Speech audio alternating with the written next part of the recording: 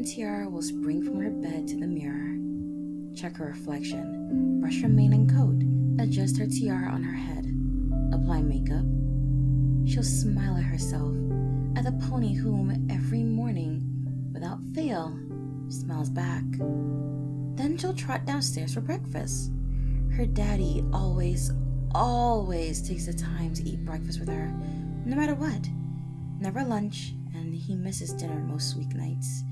But breakfast is theirs. They'll talk about fashion, politics, entertainment, sports, school, work, anything really, as their food is served. Diamond will choke down the herbs she knows she needs, but still hates the taste of, and then wash them down with some juice. Her daddy will put a hoof comforting on her and tell her how much he loves her. Though Diamond loves her mother and siblings and Silver Spoon, her favorite pony will always be her daddy. He had been the one to volunteer to move with her when ponies just kept getting worse, and he is always there to help her. She loves being able to start every morning by spending time with him. Then she'll go back upstairs to get ready for school, pack up the homework she had done, or not, the night before, grab any books she might need, take her Ponyville idea with her, smiling down at the words written next to her picture. Then she'll slip that into the front patch of her bag, just in case.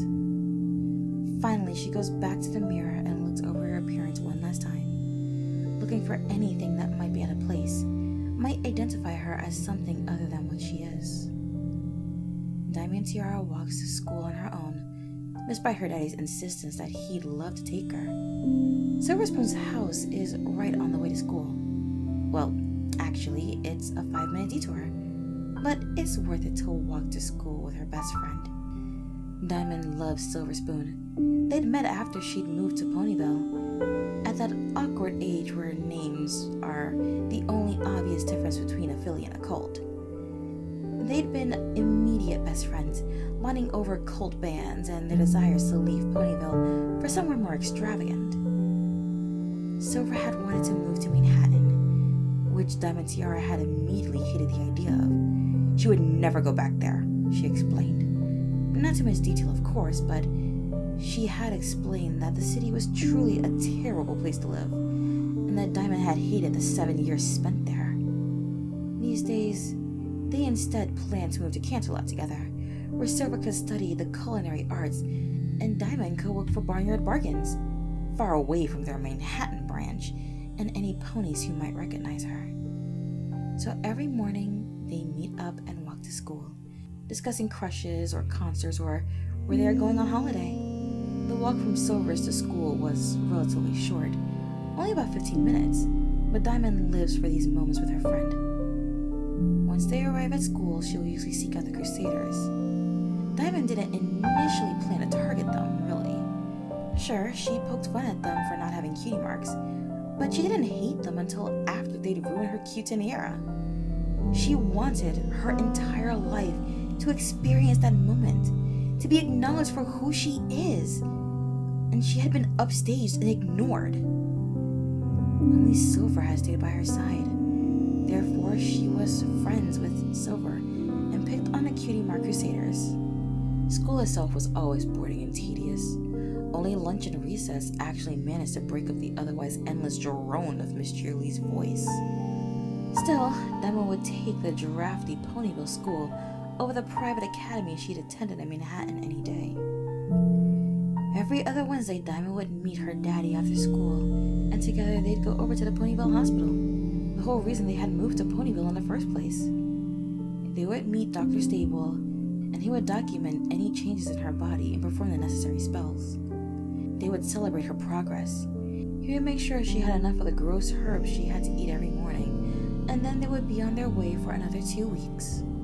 All other days, Diamond would spend time with Silver, write letters to her mother and siblings, do homework, and occasionally spend time with her daddy at his work.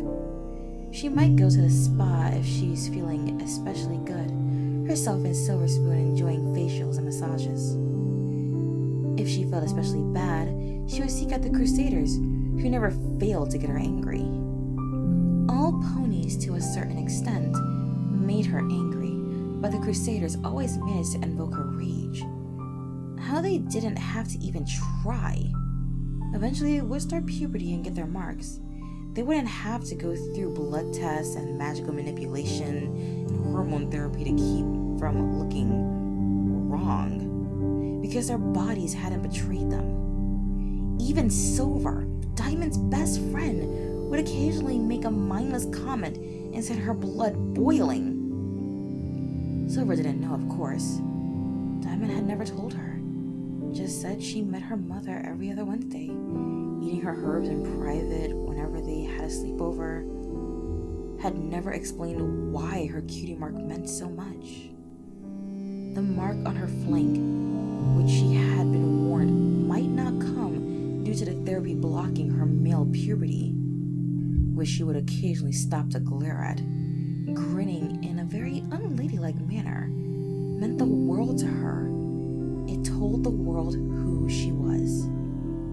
She was Diamond Tiara, a daddy's girl, a fashionista, a filly. No matter what those jerks in Manhattan had said, she was a filly.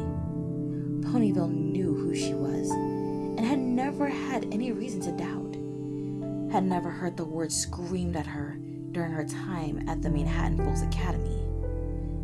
Never wondered why she and her daddy had moved halfway across Equestria from their family. Didn't know how much they'd had to fight for her Ponyville ID, which she always carried in her saddlebags, to have an F next to the word gender. They could never know, because then her carefully constructed world would fall apart. Silver would hate her, the Crusaders would finally have ammo to fight with, and she would be an outcast again. So every morning, Diamond Tiara carefully constructed her appearance, because, though she'd never admit it, Diamond is terrified of some pony knowing the truth about who she is. A trans pony, born a filly stuck in a colt's body, finally being let free. Support me on Patreon. Subscribe and make sure to ring that notification bell to know when I post new content. And please, feel free to join the Lotus Garden. Links in the description.